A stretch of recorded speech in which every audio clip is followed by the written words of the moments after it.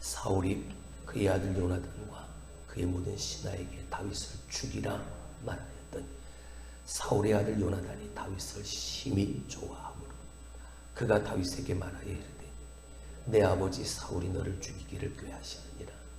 그러므로 이제 청하노니 아침에 조심하여 은밀한 곳에 숨어 있으라. 내가 나가서 내가 있는 들에 내 아버지 곁에 서서 내 일을 내 아버지와 말하다가 무엇을 보면 내게 알려주리라 하고 요나단이 그의 아버지 사울에게 다윗을 칭찬하여 이르되 원하건대 왕은 신하 다윗에게 범죄하지 마옵소서. 그는 왕께 득죄하지 아니하였고 그가 왕께 행한 일은 심히 선함이니이다. 그가 자기 생명을 아끼지 아니하고 블레셋 사람을 죽였고 여호와께서는 온 이스라엘을 위하여 큰 구원을 이루셨습니다. 왕이 이를 보고 기뻐하셨거늘 어찌 까닭없이 다윗을 죽여 무지한 피를 흘려 범죄하려 하시나이까. 사울이 요나단의 말을 듣고 맹세하되 여호와께서 살아계심을 두고 맹세하거니와 그가 죽임을 당하지 아니하리라. 요나단이 다윗을 불러 그 모든 일을 그에게 알리고 요나단이 그를 사울에게로 인도하니 그가 사울 앞에 전과 같이 있었더라. 아멘. 우리는 살리는 일에 부름을 받은 사람들입니다. 할렐루야. 할렐루야. 다른 사람들도 살리고 다른 생명도 구원하고 구원받는 그 일에 내가 그 예수를 그리스도를 복음을 십자가를 온전히 전하는 그 삶으로 부름을 받은 사람들입니다. 근데 내 말 한마디가 그리고 나의 행동 하나가 얼마나 많은 사람들을 죽였는지 모릅니다. 그 사람의 형편, 그 사람의 모습, 그 사람의 여러 가지 것들을 생각하지 아니하고 그저 내가 하고 싶은 대로 내가 늘 했던 방식대로 그렇게 살다 보니 내가 이 말이 그리고 이 행동이 그리고 내 삶이 다른 사람에게 어떠한 위해를 가하는지를 전혀 깨닫지를 못하는 것이죠. 이 5월 한 달 하나님이 오늘도 우리 가운데 은혜를 베푸셔서 하루하루를 통해 하나님의 은혜를 깨닫게 하시고 살아가게 하실 터인데 지난 어제 말씀을 드렸던 것처럼 우리가 바라보고 우리가 듣는 그 모든 것들이 사람들이 보고 사람들이 듣는 그 이상의 것이 될 수 있기를 주님의 이름으로 축원합니다.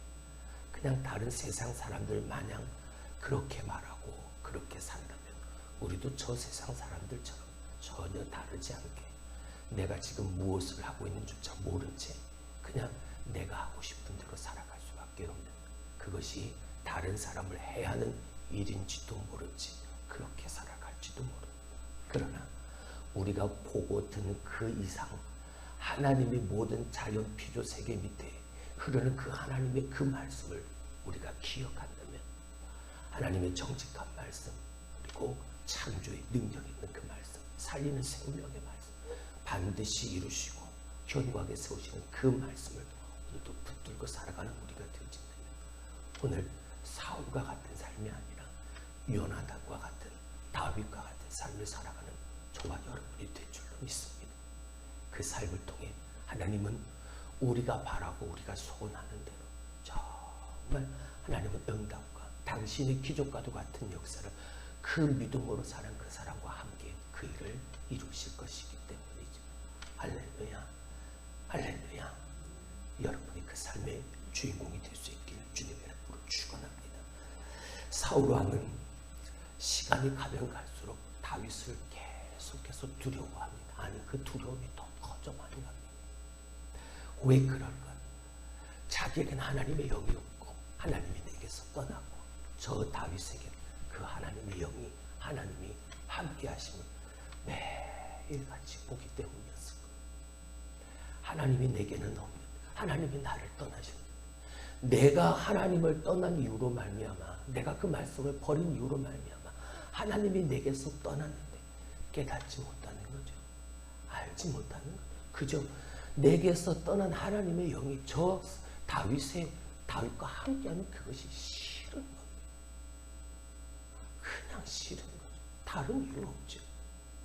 그 하나님이 함께하는 그 다윗이 계속해서 두려워. 그래서 다윗을 계속 죽이려고 하는, 자기의 왕권을 위협하는 인물로 간주하고 그를 죽이기에 몰입하는, 여전히 사울은 하나님보다 자기가 있어야 할, 아니 내가 지켜야 할 내 왕위가 더 중요했다. 늘 말씀드렸듯 왕위 그리고 그 모든 상황 조건들은 다 껍데기에 불과한데, 사울은 역시 사람들이 보고 사람들이 듣는 그 껍데기를 붙들려고 하고 있는, 다윗은 그 이상을 보았습니다. 그리고 사울의 아들 요나단도 그 이상을 보고 있죠.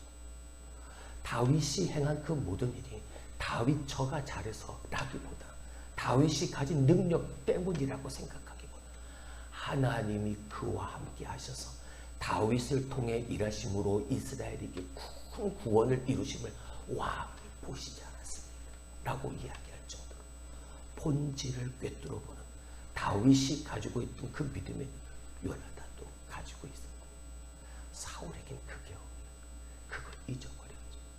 잃어버리고 만 것이죠.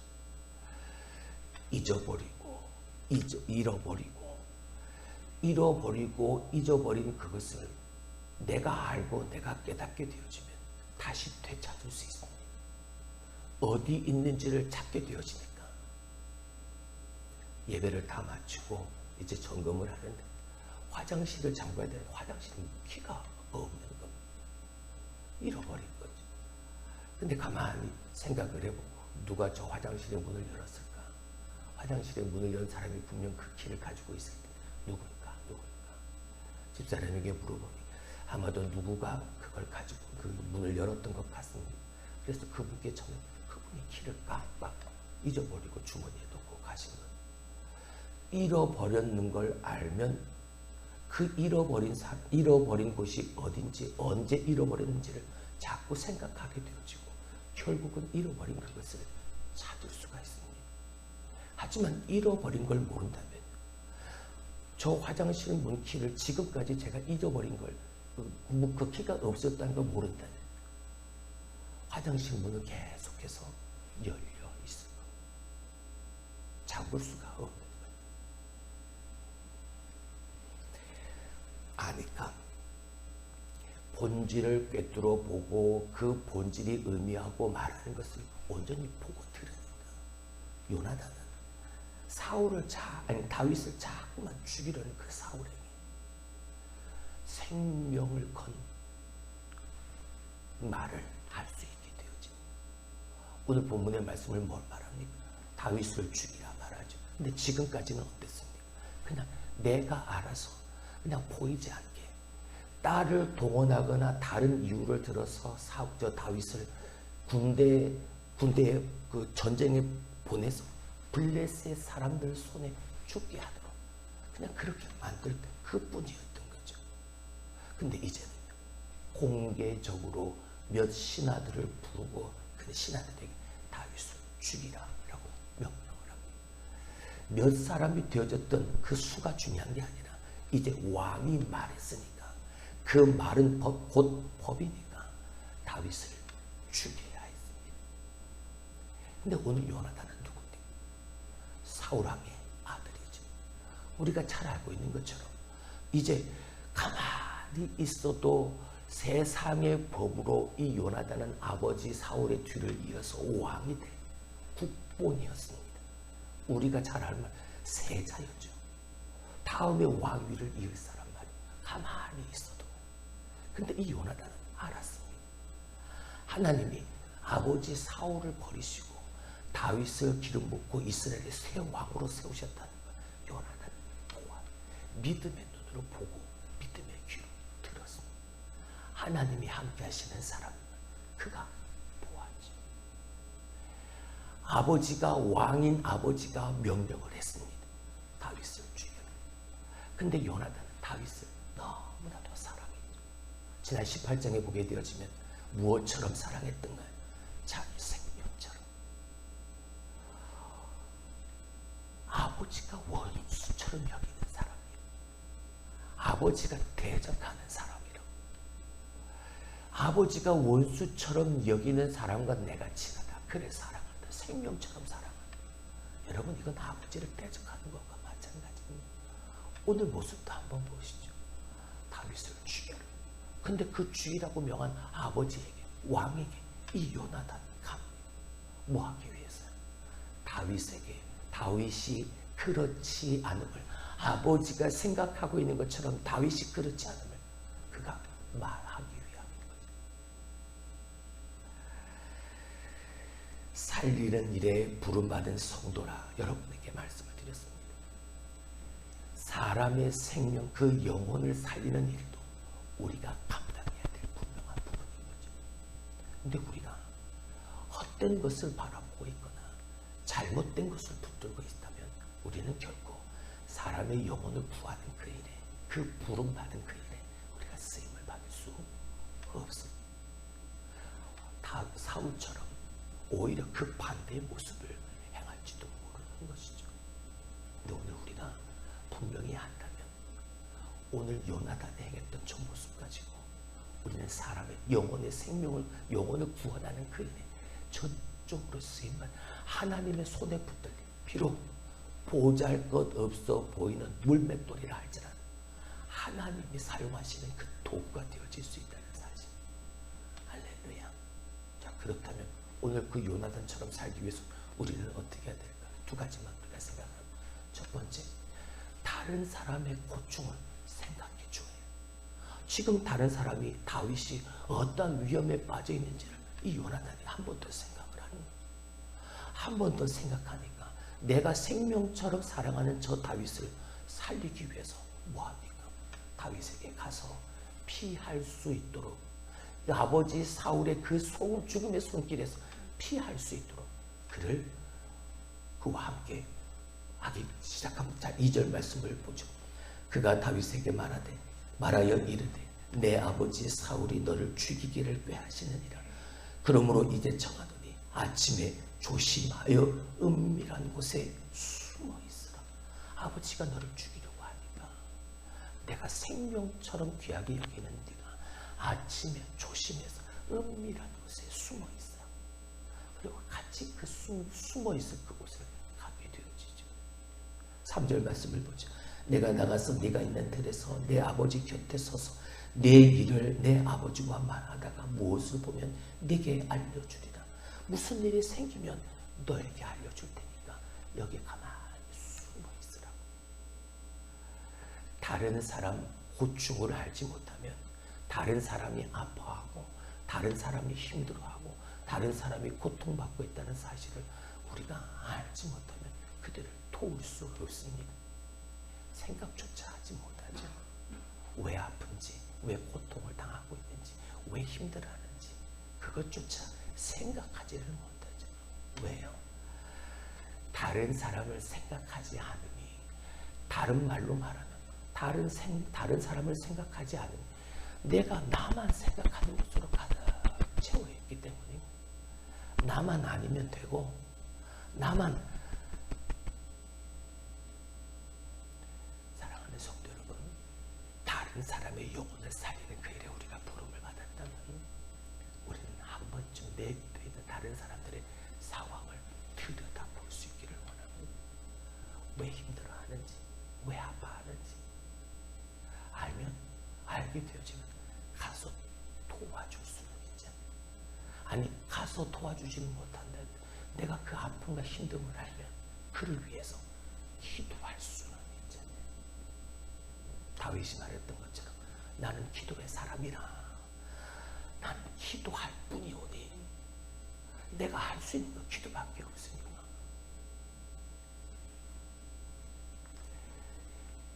요나단은 가까운 사람 편에 서 있는 게 아니라 진리 편에 서 있는 겁니다. 정의의 편에 서 있는 사람입니다. 가까운 사람 편에 서 있으면 오히려 지금보다 훨씬 더 잘 되어질 수 있습니다. 정적 다윗이 없어지니까 이제 아버지의 왕이란 내 것이 되어지는 것 아니겠습니까? 근데 그건 하나님이 세우신 정의가 아니죠. 하나님이 세우신 진리가 아니잖아요. 하나님의 세우신 정의, 하나님의 진리는 다윗이 왕 위에 오르고 이스라엘을 다시 살리는 것이 다윗 하나님의 정의요 하나님의 뜻이었습니다. 겉으로 보이는 본질을 보지 못하는 게 아니라 꿰뚫어 보는 요나단은 그 다윗을 살리는 겁니다. 두 번째는 그냥 말로만이 아니라 실제적으로 도울 수 있는 사람이 되자는 거죠. 그냥 생각만 가지고 있다 해서 그 생각대로 되어지나요? 아니요. 생각했다면 생각한 그것을 실천으로 옮겨야죠. 근데 이 머릿속에 있는 생각이 손으로 발로, 그러니까 거리는 얼마 되어지지 않습니다. 근데 머릿속에 있는 생각이 행동으로 이렇게 나아가는 것, 그렇게 보여지는 것, 적용이 되어지는 참 힘듭니다. 너무나 오랜 시간이 걸리기도 하고 얼마 되지 않는 거리임에도 불구하고 생각한 그것이 행동으로 이어지니까 말처럼 그렇게 쉬운 게 아닙니다. 하지만 오늘 요나단은 그냥 말만이 아니라 다윗을 숨겨놓고 아버지에게 갑니다. 왕에게 갑니다. 다윗을 죽이라 명한 그 왕에게 가죠. 왕이시여, 다윗이 아버지가 생각한 대로, 왕이 생각한 대로 그러한 일을 하지 않았습니다. 다윗은 오히려 저 블레셋 사람들을 자기 생명을 아끼지 않고 죽였고, 온 여호와께서는 온 이스라엘을 위하여 큰 구원을 이루셨으니 왕이 보고 왕이 그것으로 말미암아 기뻐하지 않았습니다. 하나님이 그와 함께 하신다. 그는 생각만 하지 않았습니다. 생명을 걸고 왕에게 나아갔죠. 그리고 다윗을 살리기 위해 거짓말한 게 아니라 사울이 온전히 깨닫지 못하는, 사울이 그냥 생각하지 않으려고 덮어두었던 그 부분에 뚜껑을 열는 거죠. 그리고 보시죠. 다윗이 정말 그렇게 했는지, 다윗을 죽이려고 할 만큼 다윗이 그러한 악한 일을 행했는지, 오히려 하나님이 그를 통하여 일하심으로 이스라엘에게 큰 구원을 허락하시고 그렇게 행하셨던 왕이 보고 기뻐하시지 않았습니다. 우리가 행하는 건 말로만이 아닙니다. 영혼을 구하고 사람을 살리는 일에 부름받으가 우리가 행하는 실제적이어야 합니다. 할렐루야. 어제도 저 멀리 우간다에서 카톡으로 사진 몇 장이 왔습니다. 집사람과 그 사진을 보면서 정말 그 아이들, 조명도 불도 잘 들어오지 않은 곳이니까 그냥 그 실내 안이 그렇게 환하지가 않죠. 근데 그 우간다는 아프리카니까 사람들의 피부가 검잖아요. 근데 잘 보이지도 않죠. 근데 그 조그마한 아이들이 의자 위에 앉아서 그 하얀 눈을 아파하게 동그랗게 뜨고 목사님이 앞에서 설교하시는 그 모습을 뚫어지게 쳐다보고 있는 사진을 보내주셨더라고요. 우리가 말로만이 아니라 비록 적은 금액이지만 우리가 그 목사님과 그 사모님을 위해서, 선교사님을 위해서 한 달에 매일 얼마씩을 보내드리니, 선교사님이 적은 금액 보고 그런 게 아니라 그 마음을 같이 함을 하시는 거죠. 그러니까 이런저런 기도의 제목들을 써서 사진과 함께 이렇게 진행되어지는 일들을 보고해 주시는 겁니다. 그거 안 해도 됩니다. 비록 얼마 되지 않은 금액을, 좀 창피한 일이지만 아무튼 그렇게 보내드리는 그 교회 그렇게 일일이 보고 안 해도 됩니다. 하지만 마음을 같이 하는 그 마음을 선교사님은 아닙니다. 비록 적은 금액이라도 선교사님에게 큰 힘이 되어주신 능력이 나타나기를 기도하고 목사님에게 물질로 후원하는 교회다 보니까 말로만이 아니라 비록 작은 금액이라도 정말 실제적으로 행하니까 그 적은 금액 가지고도 이러한 하나님의 놀라운 일들이 보여지고 있다는 사실을 그렇게 보여주는 거죠. 이 교회, 저 교회, 그 교회 다 모여서 비록 적은 금액이지만 그 교회들이 모이게 되어지면 큰 힘을 발휘할 수 있는 놀라운 일을 행할 수 있는 기적과 똑같은 일을 행하게 되어지니까 그 목사님도 그렇고 저도 그렇고 그 하나님의 일하심을 기대하고 그것을 바라고 우리는 말로만 사는 게 아니라 말 한 대로 사는 사람이 될 수 있어요. 실제적으로 뭔가 도움을 줄 수 있는, 뭔가 할 수 있는 그런 사람이 되어져야 한다. 살리는 일에 부름받은 성도로서 오늘도 하나님의 정의가 물같이 흐르고 하나님의 공의가 마르지 않는 강같이 흐를 수 있도록, 저 아모스 선지자가 말했던 것처럼 우리가 그 일을 감당할 수 있도록, 그 이상의 것을 보고 그 이상의 것을 항상 들을 수 있는 우리가 되어져서 살리는 일에 부름을 받은 우리가 그 일에 열심을 다하는 선한 청직이 되어져서 하나님이 가장 기뻐하신 그 모습을 살아가는 우리 교회가 되어지고, 여러분들이 교회는 섬기는 교회가 되어지고, 그리고 그렇게 살아가는 그리스도인 된 우리들이 될 수 있기를 주님의 이름으로 축원합니다. 기도합니다.